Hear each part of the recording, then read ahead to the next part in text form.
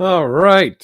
Hello, everyone, and welcome back once again to our Wednesday night webinar brought to you by NoCD. NoCD is an online platform for the treatment of obsessive compulsive disorder, hoarding, body focused repetitive behaviors, tics, and we do things like cognitive behavioral therapy work for hoarding and exposure and response prevention therapy for OCD and habit reversal training for BFRBs and tics. And if you're looking for help, check us out at treatmyocd.com.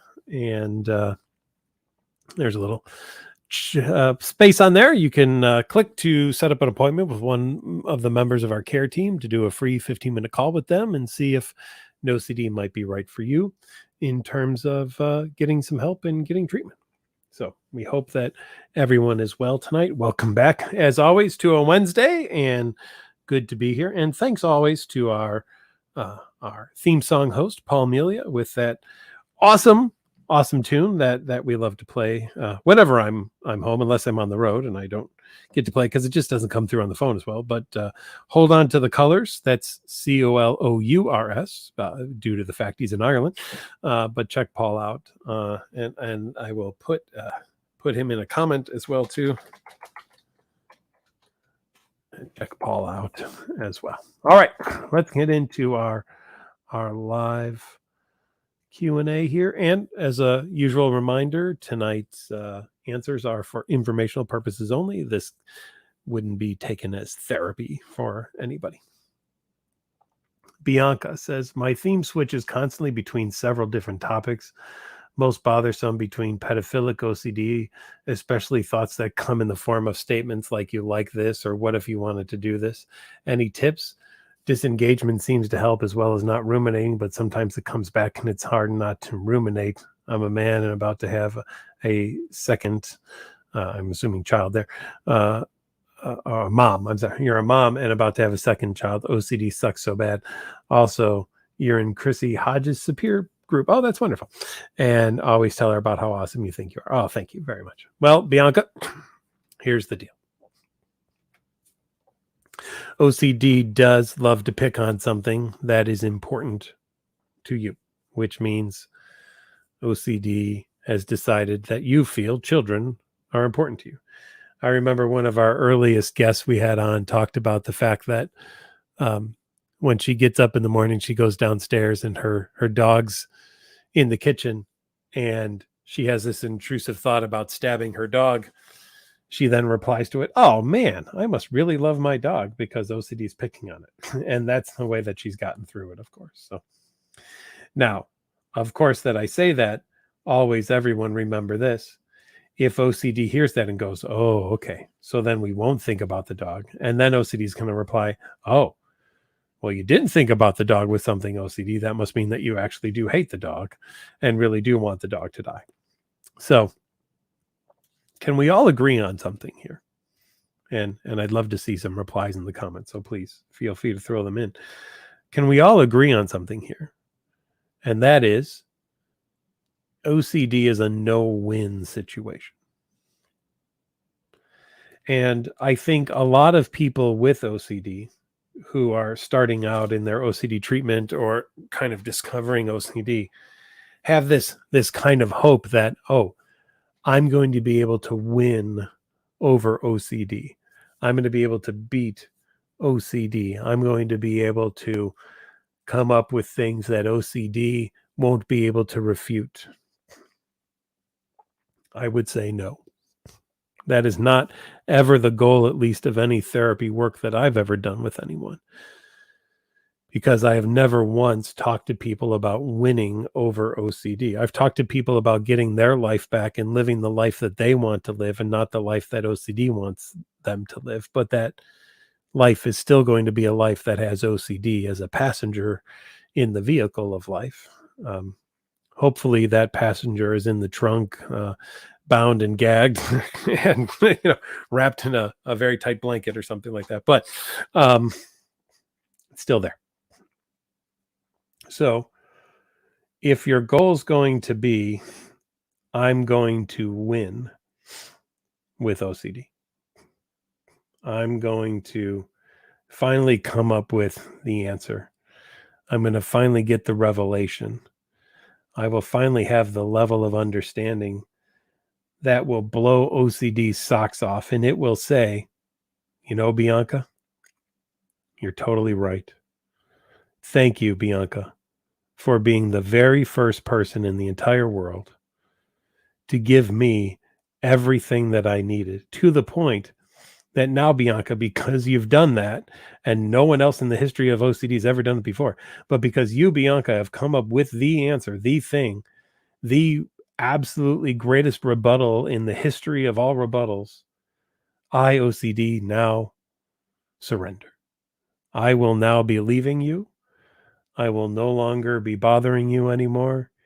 You will need not ever worry about me coming back again, because, Bianca, you are my intellectual master, and you, Bianca, have come up with something that I've never been able to get before, and that is absolute and utter satisfaction. So thank you, Bianca, for being the first human being in the world who's finally given me what I want, and now I can go away. Now, I think we all know that's ridiculous, that that's never going to happen. So then it comes into this aspect, Bianca. What if, and you know OCD loves a what if, so I'm going to use a what if too. What if everything that OCD handed to you, you said, oh, okay, thanks, and then you put it down and you moved on? Why does life hand you all sorts of things and you do that, but when OCD hands you something, it becomes the absolutely most important thing in the entire world? Why does life stop when OCD throws something at you? But I bet if other things were thrown at you that maybe, if we were to rank them, would be just as or even more serious, but of a different topic, you would say, oh, well, that's dumb. I don't know why you're wasting your time on that. That makes no sense whatsoever. My thought, on the other hand, does make a lot of sense, is worth a lot of time, and is not dumb whatsoever at all. Now, you've all heard me talk about being at the hospital, and every time a new person would come into our OCD group that we would do on a pretty much weekly basis, anyone coming in that group who was new, who was listening to anybody else speak, would say the exact same thing. And that exact same thing was, oh man, I wish I had what they had. It would be so easy to deal with that instead of what I have. And then everybody in the group would laugh because they knew it was coming, because they'd all done it as well too. Because everybody with OCD believes theirs is the absolute worst thing in the world, and no one else comes close. And it would be just so easy if they had any other kind of OCD other than this one. And we've heard that on this program as well too. How many people have said to me in questions, but why does this have to feel so real? And I give the same answer all the time, which is, well, if it didn't feel real, I wouldn't need a job. You wouldn't need this webinar, because you would say, well, that was dumb. That didn't feel very real. And you would move on. And there'd be no need whatsoever for even this webinar at all, because, you know, imagine the webinar. Hey, welcome everyone. We're going to talk about thoughts that don't really bother you or seem real whatsoever, that you are great at dismissing, and move on with your life. Here's the first one. No, nobody would care about that at all. That would not be a problem. Right? So there's that piece. And then, of course, the other thing is that how many people with OCD have had a theme and thought to themselves, man, this is the worst thing in the world, until something new comes out. And suddenly the thing that was the worst thing in the world is now so very easy to deal with. And this new thing is actually the worst thing in the world. And I can't believe I even thought for a second that the thing before was so bad when it's nothing compared to what we're dealing with now. So we know that that's just the way that OCD works, right? And my goal for everyone, of course, is getting you to do one thing, really. And that is to say, thanks, OCD. Okay, cool. I'm going to move on now. And, you can keep throwing things at me. That's fine. But I don't need to go down that road. Did Charlie Brown have to try to kick the football every time Lucy put it down? No, he chose to. And what happened every time he made that choice? He landed flat on his back, flying through the air, screaming, and then afterwards going, I got to remember not to do that again. But he could also have decided, you know what? I'm not going to kick the football. And there were times in the cartoon he said, I'm not going to do it. And then Lucy, if we could think of Lucy like OCD, saying, oh, but Charlie Brown, come on. I think this is your time. I think this is actually the one. This will be you getting it now. There's a really, really great chance this will be it. If you just do it this time, then look at how it changes everything in the world. And of course, Charlie Brown eventually gives in and goes to kick the football, only to have it picked up again. Now, that is what OCD does to all of you. Okay. OCD is Lucy holding the football. You are Charlie Brown, and you are being enticed to run and try to kick that thing. And as much as you wish, as much as you hope that this is going to be the time, you also know, even if it's buried way, way, way, way deep down there, but still never going to scratch that itch. You're never going to kick that football. And OCD is always going to say, so close, almost. How about next time? And it's going to get to try to do this again and again and again and again and again. It is your call. It is your choice. What will you do? Will you say, hey, Lucy, thanks, but no thanks? Or will you say, I think this time Lucy's actually got a point, telling the truth, and it really is worthwhile to try to kick that football this time around, because I really think this is going to be the time. I treated someone who had OCD for 70 years once. He never kicked the football. And after 70 years of OCD, when he came to see me, he said, I don't know how much longer I'm going to live. I'd like the last few years of my life to be fun. And I said, great. And within 2 months, he was living the life that he wanted to live and not the life that his OCD wanted him to live. That's all it took. So I don't care how old you are. I don't care how long you've had this. If you're going to fall for OCD's tricks, you're going to stay stuck.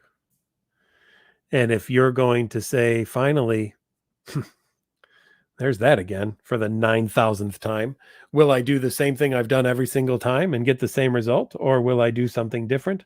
I hope you will do something different. I hope that you will stop trying harder at the things you've been doing and that you will try something else or something different instead. That's what I hope. The Old Wolf of Farron. Wow, I feel like I'm in Dungeons and Dragons here. Hi, Doc. I stopped taking the SSRI you were prescribed a few weeks ago. You feel like your mind is much louder without it, especially your internal monologue, which almost doesn't stop throughout the day. Is this an indication that I should be on the SSRI indefinitely, or that one can live with this sort of OCD without medication? Also, do you have any advice on beating addictions as a person with OCD? You've been addicted to pornography for years now, and you think a coping mechanism you developed from OCD. So I would ask, did you just stop it without consulting with someone? Because I would never just stop a medication. I would work on it as a taper with someone. And of course, I can't do it, and I can't give you medical advice because I'm not even a person who's licensed to be able to prescribe. But I do know that I've worked with enough people who've decided, oh, I'm just going to stop my medications. And that has never been a great idea. Tapering them is the way to go, so that you can replace what you're losing from the medication with ERP principles and techniques. And hopefully that can be helpful for you. And have people with OCD turn to things and become addicted to them? Yes, they have, right? And much time that is a distraction away from the OCD. And at the beginning, maybe it feels good to have that distraction, but after a while, that thing just becomes a problem in and of itself. So there is a way to do combined treatments, and you can work on both things. I would say find somebody who either might be the unicorn therapist, who is a specialist in both areas, or work with two therapists and make sure they're working with each other and communicating with each other about what's going on, so that they can agree on the best course of action with the two things that you have going on. Stephanie says, how does OCD cause people to falsely believe that they are cheaters, or that they may have cheated on their partner? And why does it feel so real? Oh, there it is. Yeah, I knew it was coming. I knew we'd have a feel so real. So now we know, despite there being no evidence. Well, I think that we've answered this already, but Stephanie, I'll just give you a quick overlay.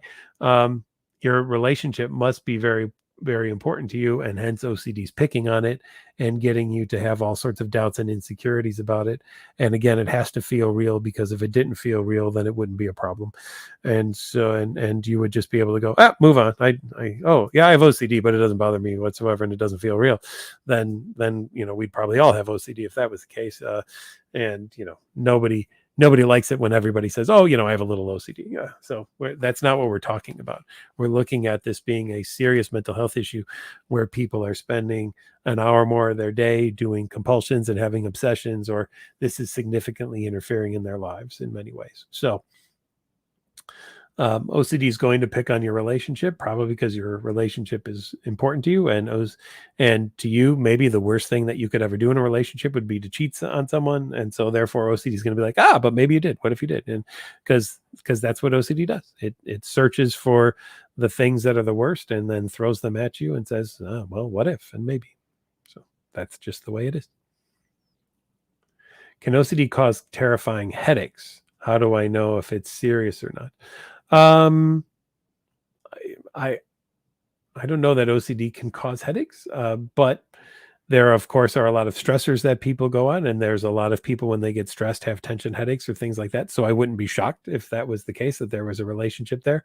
And I think what you want to do is probably reach out to both a therapist to help with the OCD, and also, if necessary, consult with somebody on the medical side of things as well too, to make sure that it's not something else.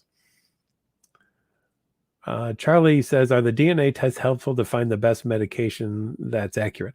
I have seen them be helpful.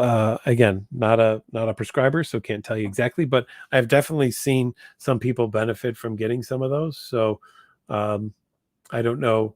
I can't give you an exact percentage awesomeness that they are, but I know that it has helped some people decide which meds to take or which not to take based on some of their genetic profile. Sunshine Bird says, Dr. M, that's me, I've really struggled with thought replacing. It's consuming my entire day. I can't seem to sit with the thought. Any advice or exercise I can try? Obviously, the thoughts are not easy to dismiss. So how can I do that? It's mixed. One of the things that I have people do is I have people record thoughts on a loop tape and then just listen to them over and over again, because it becomes impossible to replace them if they're on a loop tape and they're just constantly playing all the time. And after a while, they kind of fade into the background and you learn something, which is, holy moly, I can have that thought and not be bothered by it. Yes, 100%. Absolutely. You absolutely can. And when you do that and you get to that point and you realize, wait a minute, those thoughts don't have to rule my life. No. Worked with someone once who had, outside of OCD, had some really significant social anxiety and had been picked on relentlessly by family members, was the youngest of all the cousins and everything in the family. And for some reason, this family just really was relentless teasing. And these words used in the teasing were so bothersome to this person that they would just fall apart if they heard them, even in a movie or something like that. And so they wanted to not be bothered by them anymore. So what we did is we got a group of people together and we recorded all of these words on a loop tape, and we had this person listen to these words for hours. And the first 2 hours were rough. I'm not going to lie. They were not fun. Hour 3 was kind of neutral. Hour 4, the person said to me, can we stop this now? It's starting to get kind of boring. And I said, oh, good, great. That means another hour at least. And after hour 5, they took the headphones off and they said, I can't believe that I've let my life be ruled by these stupid words. They're dumb, they're idiotic, and I'm done with them. And I'm going to move on and not allow these words to rule my life anymore. And they did great after that. We would do further ERP in the future sessions and put those words into them. And there wasn't even a cringe from the person anymore on those things. So can you overcome this? Yeah, absolutely. But guess what? When you believe that things have to be replaced because certain thoughts or images or urges are just bad, are not allowed, then you're going to stay doing that. I'd contend there's no such thing as a bad thought, image, or urge. They do not exist whatsoever. But OCD tells you that they do. So you've got to decide now, are you going to believe me and telling you that they don't exist, or are you going to believe OCD and telling you that they do? And if you believe OCD, you're going to do more compulsions. And if you believe me, you're going to start to do less compulsions. And hopefully in doing less compulsions, start to live the life you want to live and not the life that OCD wants you to live. So kind of in your court at that point to make some decisions about what you're going to do. And yes, it will be uncomfortable, and no, it's not easy or anything like that. It's very simple tools and things like that, but they're not easy to do. I understand it and I get it. And that's why we'll even do it in a hierarchy. We start with low level stuff and we'll work our way up. But ultimately, more compulsions does not equal less OCD. More compulsions equals more OCD. You'll notice the word compulsion is in the name of obsessive compulsive disorder. So when you're doing the thing that's in the name of it, you're actually increasing the strength of it, not decreasing the strength of it. That's why if you want to decrease the strength of OCD, you don't do compulsions, you do response prevention. And you'll notice that's not in the name of OCD. It's not OCD and response prevention. It's or obsessive response prevention disorder. It's not any of those things. It's the elimination of compulsions. And that's ultimately where we want everybody to get to. How do we eliminate compulsions? Beth says, you've been hiding from the pandemic for 3 years and 4 months and don't go anywhere, petrified of COVID and long COVID. If your landlord sells the building, you will have to move in with your brother. And then there's a skip there. There is no way you could protect yourself from the virus if you live with someone. Your therapist has me doing exercises where you're supposed to imagine moving and sitting with the feeling. You don't think you'll ever not be afraid of this thing. So Beth, I've had COVID twice. It's not very fun, obviously. And, I'm not going to tell you that you're never going to get COVID, Beth. That would be a lie. I don't have a crystal ball. I can't see into the future. So I can't say that it will never, ever happen. On the other hand, there's plenty of people out there who are living their life day to day and doing the things that they need to do to get by. And they may get COVID, they may get the flu, they may get other things, right? RSV, whatever it might be. We were not born and raised, I think, to just live inside and to be afraid of everything in the world. We could be, if that's the choice that you make. But I would ask you, Beth, what what is there to be afraid of? You say there's COVID and long COVID. Are they uncomfortable? Sure. Could they really be kind of sucky too? Yeah. But you could live inside for the rest of your life and get cancer. And I can tell you from taking care of somebody for 6 years who had cancer, who was kind of homebound with that as well too. That sucks as well too. So Beth, you could live the life that OCD tells you to live, and it's kind of like then this, Beth, you're living next to your tombstone wondering when you're going to be 6 feet under it. Or you could live the life that you'd like to live. I'm assuming the life you'd like to live anyway, which is outside of the house, and do what everyone else in life does, which is take risks and chances. And that's what all of us do. We take risks and we take chances. Now remember, Beth, OCD does not care about your quality of life, and OCD may have convinced you, I will say very wrongly, and you have fallen for the lie, unfortunately, but OCD will have convinced you that though staying inside for this long isn't very awesome, being outside and getting COVID is even less awesome, and therefore you are better off following the advice of obsessive compulsive disorder. And I would say that anyone who chooses to follow the advice of obsessive compulsive disorder is, in the end, the ones who are on this webinar, and not the people who are living the life that they want to live, unless they're recovered from OCD and they're here to be supportive. And I'm always thankful for those folks who come on the webinar and do that as well too. But I would bet even people with OCD who are on this webinar would not say to you, Beth, you know what a good thing to do is? Stay inside your house forever. I'm going to bet none of them are going to suggest that to you. So your therapist isn't suggesting it. Nobody else probably on here is going to suggest it, unless they're also like you, afraid of COVID, and they might say, I agree with you, but it's going to be few and far between.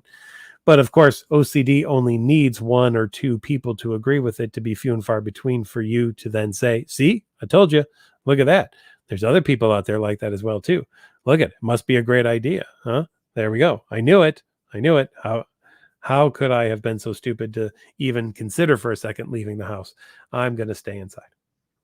So, Beth, your choice.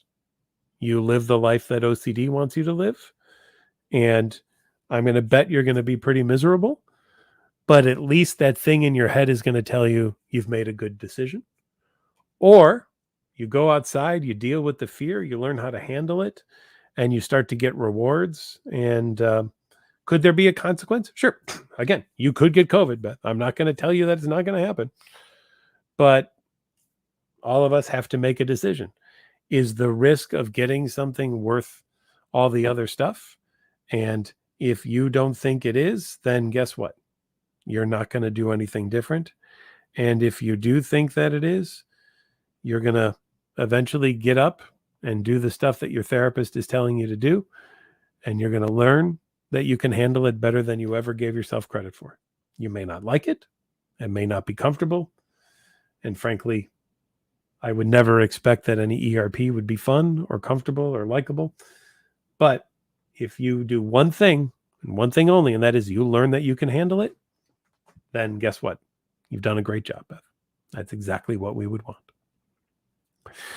We're at our halfway point already. Jeez, it goes by fast, doesn't it? Just a reminder to everyone that you're listening to tonight's No CD Wednesday night webinar, brought to you by No CD. No CD is an online platform for the treatment of obsessive compulsive disorder, body-focused repetitive behaviors, and hoarding and tics. If you're looking for help with that in the US or Canada or Australia or the UK, we got you covered.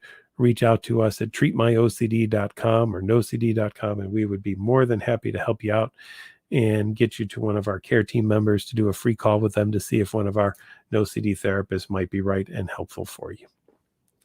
All right. Catherine asks, how do you distinguish between OCD and ADHD? ADHD can look like OCD, but I would say this, one of the biggest ways to tell is that in ADHD, you don't have compulsions and obsessions, right? You're not attentive to things. You might not be paying attention, but in doing so, you might be over here, then over there, but there's no kind of obsession that if you don't do some kind of compulsion, an awful, horrible thing might happen, right? And are there people who are confused for this? Yes. There's a lot of kids who are in school who teachers probably think they have ADHD because they're not paying attention in class. And so then they get an evaluation or they get on some stimulant medication, and then things seem to get worse because when you give stimulants to people with OCD, their OCD seems to get worse. So that might be another way to notice it as well, too, is what's the reaction that a person has when on medication as well. But ADHD does not have obsessions and compulsions. Naomi says, hey, doc, can we please talk about when intrusive thoughts take over before you are even fully awake? Your head is so noisy in the morning. Yeah. So, Naomi, what I'd love you to do is to make a list of all of the things that are the intrusive thoughts that fill your head every morning. And I'd like you to write them down. And then what I would have, if you're a patient of mine, I'd have you read them every morning and go, oh, geez, look at that. There's all those thoughts. Now, here's why I say that. I would contend, and many of you, when you hear this at first, are going to be like, what the hell is he talking about? So just bear with me for a moment. I would contend OCD is actually not frightening. And here's why I say that before you jump on anything. OCD is amazingly predictable. We know exactly what it's going to do. In and of itself, OCD isn't very frightening because of how predictable it is. But here is what makes OCD frightening. Not only is it predictable and we know exactly what it's going to do, it instills a bit of doubt in you as well, along with that predictability that says, yeah, but what if this is the time? Now, even that's predictable that it's going to do it. But that what if this is the time hook triggers that fight, flight, or freeze response, and you react to that thing as if it is definitely about to happen and you better do something to calm that emotional surge that you're experiencing, or else poop is going to hit the proverbial fan if that's the case. Now, people have said to me, and I've always said the greatest compliment I've ever gotten in my life is, I can't believe you don't have OCD because you think like you have OCD. And you talk to me as if you do have OCD because you tell me the things that my OCD tells me all of the time, almost word for word. And my reply to that is, it's because I pay attention to OCD and I know how predictable OCD is. Therefore, I know exactly what OCD is going to do and what OCD is going to say in any situation, because OCD is amazingly predictable and follows the same pattern all the time. Okay. So the things that you hear from OCD, again, you're not going to like me saying this, but stick with me for a moment. The things that you hear from OCD, not necessarily frightening. Why can I say that? Because I can tell other people those things and they're like, well, that was weird, and move on. If the things from OCD were actually frightening, everybody in the world who heard the things from OCD would be gasping in horror every time they heard them, but they don't, right? So the things from OCD are intrusive and triggering. And that triggering piece is what's so very, very important. It's triggering this fight, flight, or freeze response. And you're reacting to that as if, oh my gosh, the house is on fire. I got to put it out, because if I don't, everything's going to burn down. It's going to be awful and horrible. And then after you do your compulsion, which is the thing that puts the fire out, you're like, whew, man, I barely made it through that one. I almost didn't survive that. That would have been awful and horrible had I not done that. Now, that's kind of like saying, as you're leaving the amusement park with your best friend, hey, it's a good thing that I didn't ride any roller coaster today or I would have died. And your friend's going to say, dude, what are you talking about? There was never an ambulance here or a fire truck. Nobody died on the roller coasters. Yeah, I mean, I know that. But had I gotten on the roller coaster, that's when something bad or awful would have happened. So it's a good thing that I didn't ride any. Now, I'm going to bet if you heard that from someone, you would look at them like, what the hell are you talking about? What? That's nuts. But when it comes to OCD, there's a little different response, which is, yeah, well, maybe that could be. Yeah, oh, wow. Boy, worth spending about 9,482 hours thinking about. Actually, let me start the Google search now and see where we go and what happens, and we go down the rabbit hole. That's what we do. So OCD is predictable, but it has a hook. And it's the hook that really grabs people. Okay. Hope that makes sense to everyone. Throw in the comments what you thought about that. I'm always refining the way that I explain that to people. So I hope that that one was pretty good. Let's see. What do we got here? Kaporajim, I'm going to go with. Was there another one above there? Yeah. You have the stupid OCD where you don't know if you did something like, did I just grab my car and went somewhere and got contaminated or poisoned, all the while in some blank state and didn't notice? That's always a fun one. Or did I take my fridge items outside, allowed someone to poison them, and then storing them again, all without noticing? This has led to having to reassure that you're home by checking them every time. Yeah, OCD loves that one. That's a fun one. If one of my friends, you know who you are, is listening tonight, you know, there's people who threw out numerous salt shakers because, you know, what if they accidentally filled it with poison instead of with salts or something of that nature? And so, yeah, I mean, all these things, Kaporajim, are basically the same, and you know what they are? They're what ifs, they're doubts. What if this happened? And here's the thing: any of you with OCD who don't have this type of OCD may look at that and go, "What the hell are you talking about? How would you take something out of the fridge and go outside and allow someone to poison, then put it back in the fridge without noticing? That's ridiculous. Who could do that?" Well, we know nobody would do that, but OCD says, but what if?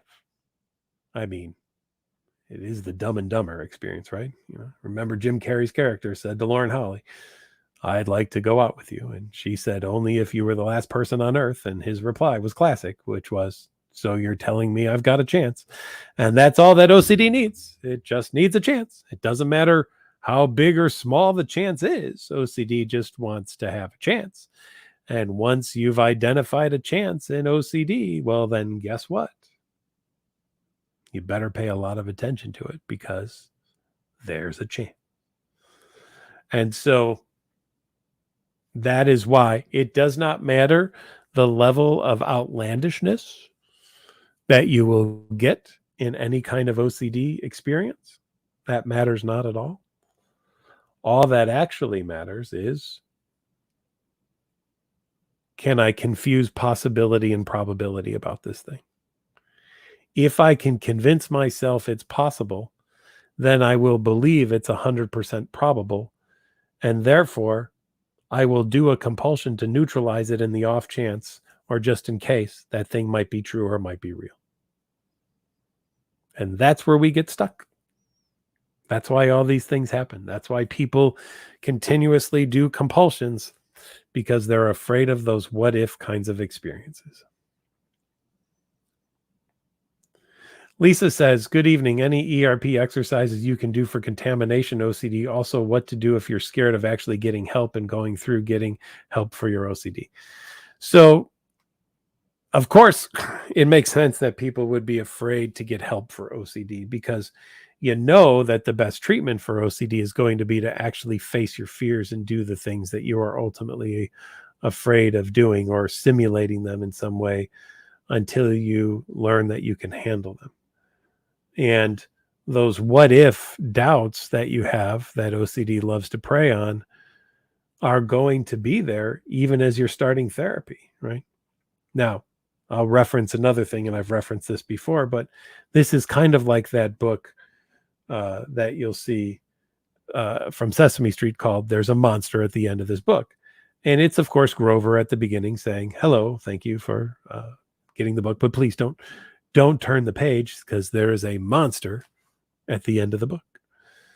And as a child, you're like, "Oh, well, I'm totally turning the page then. I'll see you the monster at the end of the book." And there's Grover freaking out, right? And then on the page, there's some knots drawn, and Grover says, "Okay, I tied the rest of the book together. You cannot turn the page." So you turn the page, and Grover's like, "Holy cow, are you strong? How did you get through those knots? All right, now I've, nailed some boards and everything." And you turn and you keep going.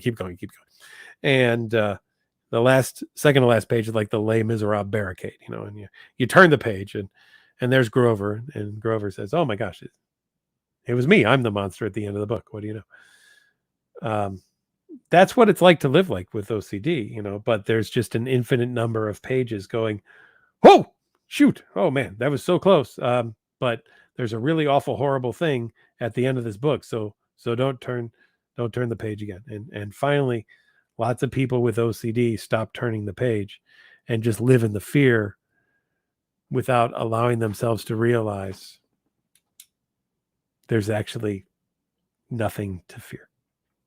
Now, again, I can say that, and you're going to disagree with me if you have OCD flaring right now. But for those of you who have gotten through OCD, I'm going to ask you, if you could, in the comments, did your worst case scenarios actually happen?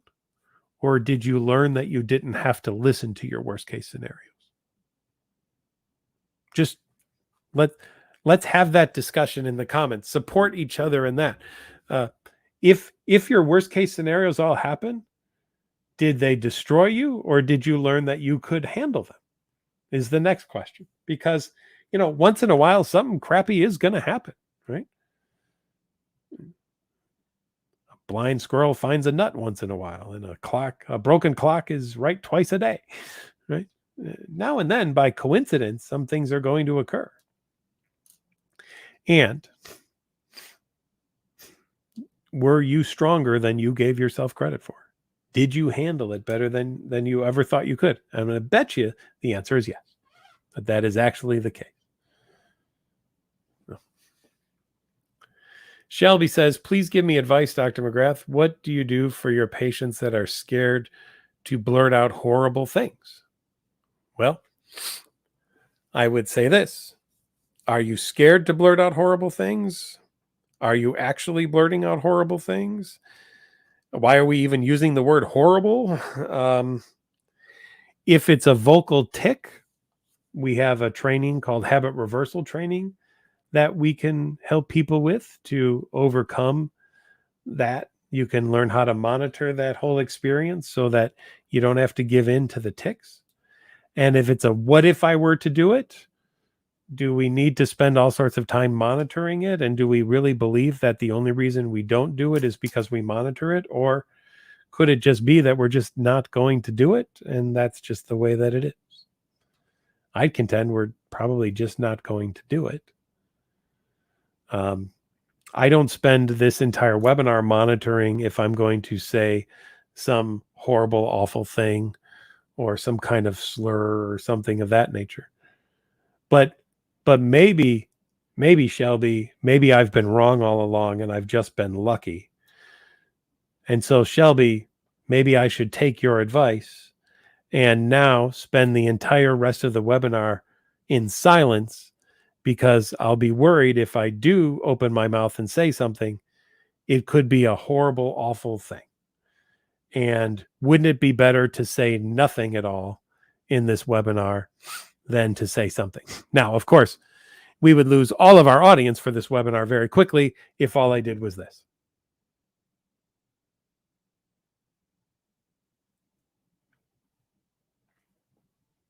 No one would continue to pay attention to this webinar if that's what I would do.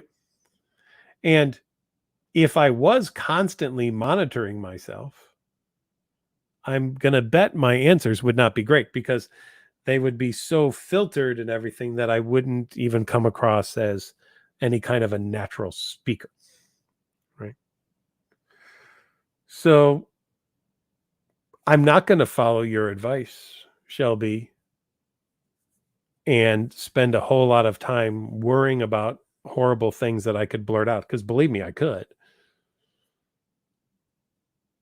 But I'm just going to move on with my life. Now, how do I do that?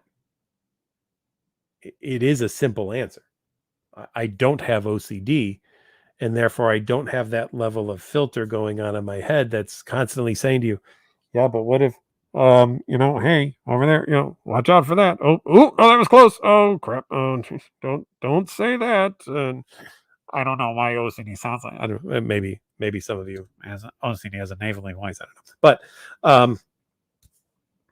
that's the difference. Could I say a and blurt out a awful, horrible thing? Absolutely. 100% I could. It could happen. Hopefully not. But what I'm not going to do is develop OCD as my way of monitoring that and assuring that it doesn't occur.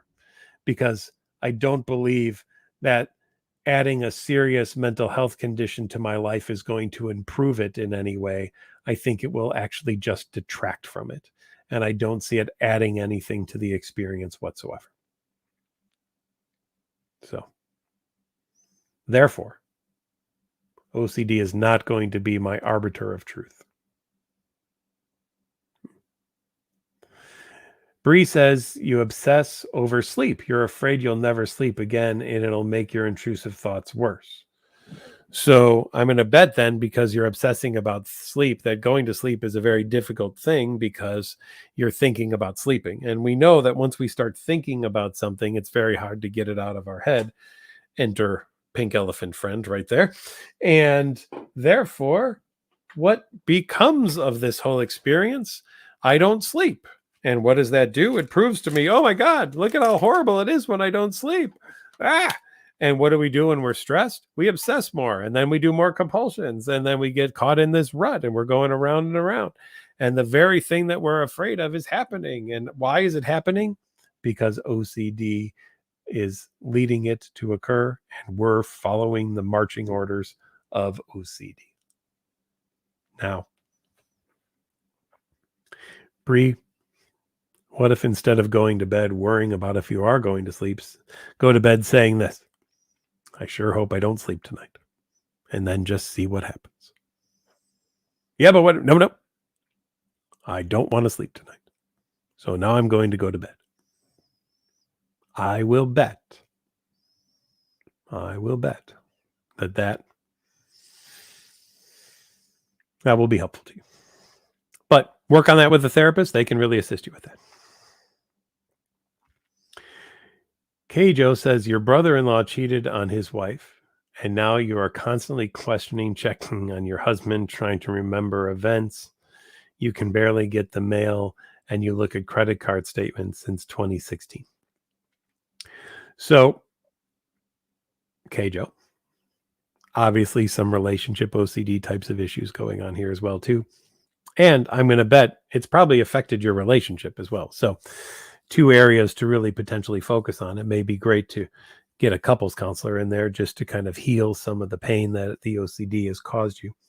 But two, to work with an OCD therapist who can help you work on decreasing all of these safety behaviors that you're doing, because they probably are not doing anything good for you or are helping in any way whatsoever.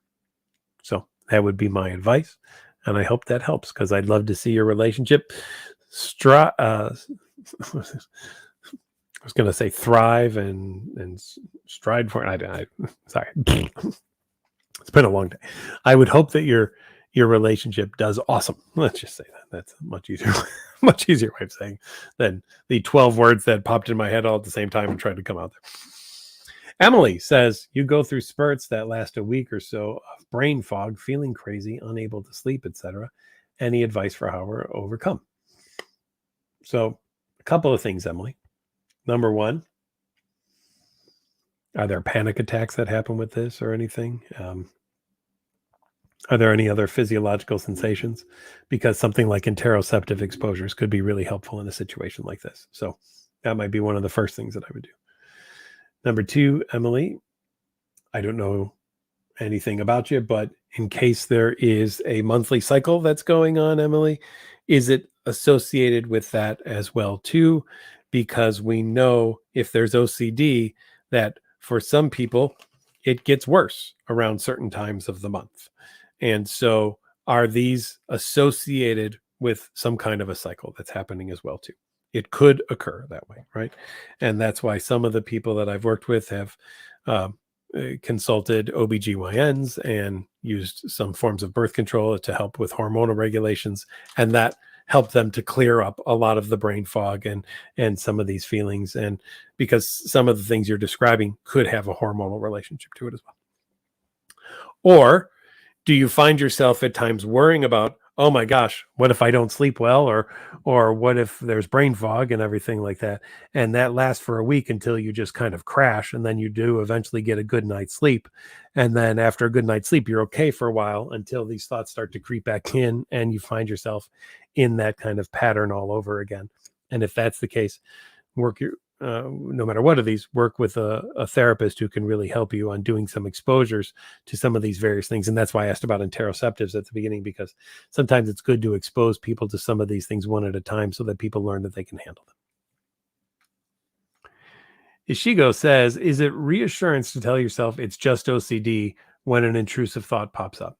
It can be. And so that's why I like to tell people over time to not even, do something like that, and just to be like, whatever, and move on and live your life, and, have that. When I have odd, strange, weird thoughts pop into my head, I don't have to label them as it's just weird or odd or strange.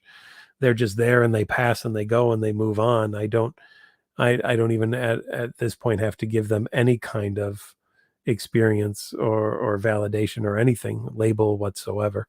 And I would hope you would work on being able to get to that point as well too.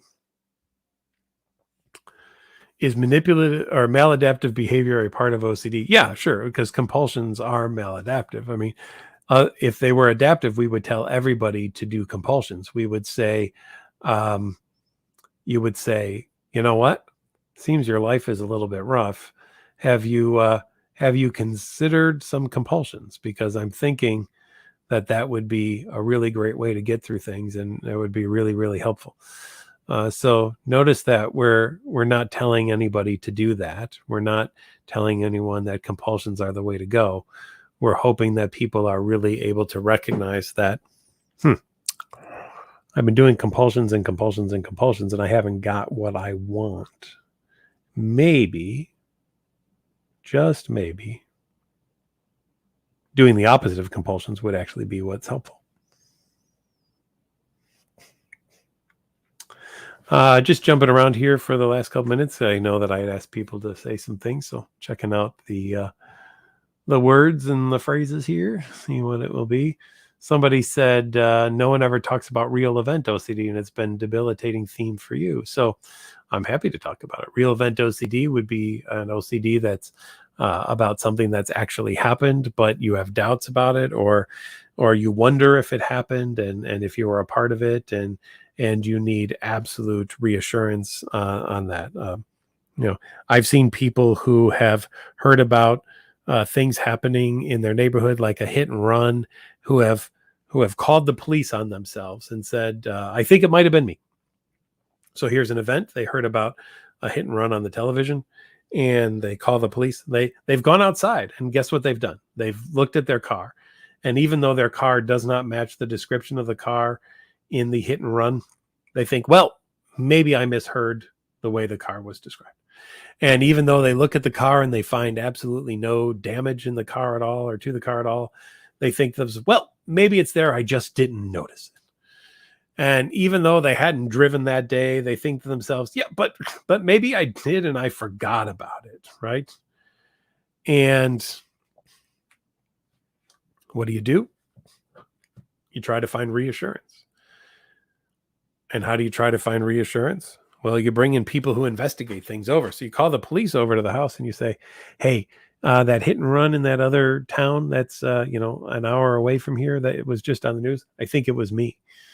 And the police rush to your house. And I know people who have almost been arrested. And I'm sure there are people who have been arrested, actually, for giving false information to the cops, because they're just trying to get assurance that it wasn't them, that this event didn't have anything to do with them, that they didn't actually cause something, or they didn't miss something or forget something that they could have forgotten, right? So,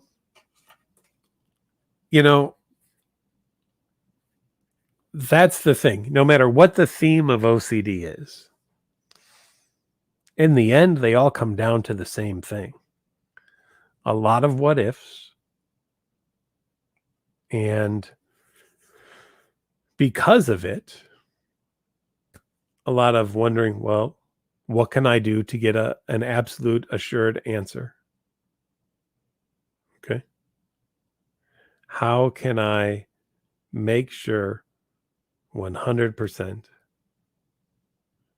that I know the answer? And CS says, well, what about a real event, something that you actually did, not imagined? I know people who did things, but now OCD jumps on it as a worst case scenario beyond what pretty much anybody else does. And you blame yourself for things, right? I know people that did something when they were 4 years old who are in their 50s who are still beating themselves up over the fact that they did something. Okay. So let me just ask you. I'm assuming because you're listening to this, you're not in the prison system. And therefore, guess what you've done? You've built yourself a prison system. And you punish yourself on a daily basis, believing that if you just get enough punishment, you can punish yourself out of this. You can punish yourself out of the guilt. You can punish yourself out of the shame. But you know what OCD does? It's a freaking manipulator, and it uses guilt and it uses shame to get people to do more compulsions. So you're never going to punish yourself enough if you have OCD. Never once in the history of OCD and all the treatment I've done, which is coming on in about 2 weeks, 24 years of doing this, never once have I met anyone who has been punished enough by their OCD for anything that they've done. Now, one of the reasons for this punishment is this ridiculous belief that if I keep this thing at top of mind and keep reminding myself that I've done this thing, that will make me never do it again in the world. Okay. So then let's have everybody in the world do that. If anyone's ever been in a car accident, if this is what we're going to do, anybody listening to this from now on, every time you get in a car, remind yourself constantly while driving, I've been in an accident. I've been in an accident. I've been in an accident. I've been in an accident. Okay. And if any of you have ever been at the grocery store and you've bumped into the back of somebody and you hit their shin and they got like a little cut on their shin, walk through the grocery store going, stay away, I bump people, stay away, I bump people, stay away, I bump people, stay away, I bump people. And see if this goes over well. See if this actually helps you. See if this makes things better. Or if we can be forgiving to other people, can we forgive ourselves? And I love this stuff. And that was leading to where I was actually going, where everybody's talking about self-compassion. And my friend Kim Quinlan, who loves to talk about self-compassion, we'll have to get her on here, actually. If you can allow for yourself the fact that, you know what, sometimes we goof up, sometimes we make mistakes. When my wife was dying, there were times I got angry. There were times that I got really frustrated, and she saw me frustrated sometimes. How much should I beat myself up over that? And for how long should I beat myself up for that? If someone could in the comments, please let me know how much punishment I deserve over the fact that we were such in a horrible situation with all the pain that she was in and all the suffering that she was going through. And there were times that she dropped 3 or 4 things on the floor and I was cleaning them up and she was having trouble getting around the house and everything. And there were a couple of times I lost my cool about it. How many years should I punish myself now for the fact that happened? You just let me know, and I'll take your advice. Okay. And if you're going to tell me, oh, but in that situation, I can understand if, you were going through a lot and all this bullshit, apply it the same to everybody. Okay. Apply it the same to yourself like you would for everybody else. You're not special. Don't treat yourself that way. We're all unique, but we're not special. The rules of the world don't apply to us differently than they do to everybody else. OCD wants you to do that. OCD wants you to look at yourself as if it's different for you than it is for everybody else. And for you to do these things that make sense, even though you wouldn't give that advice to everybody else. Keep that in mind. My goal for all of you, to live the life you want to live and not the life that your OCD wants you to live. And I am hopeful that if you're looking for help, you'll reach out to us at NoCD and check us out at nocd.com so that we can give you some assistance so that you don't have to live what OCD wants you to live. My best to all of you.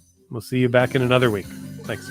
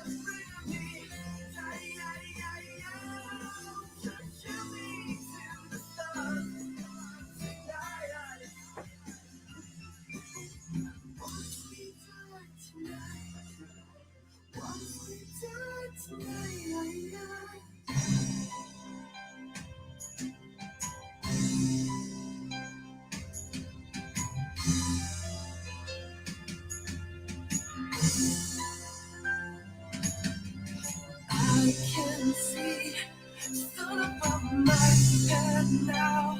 It shines so bright. It shines so bright. Yeah.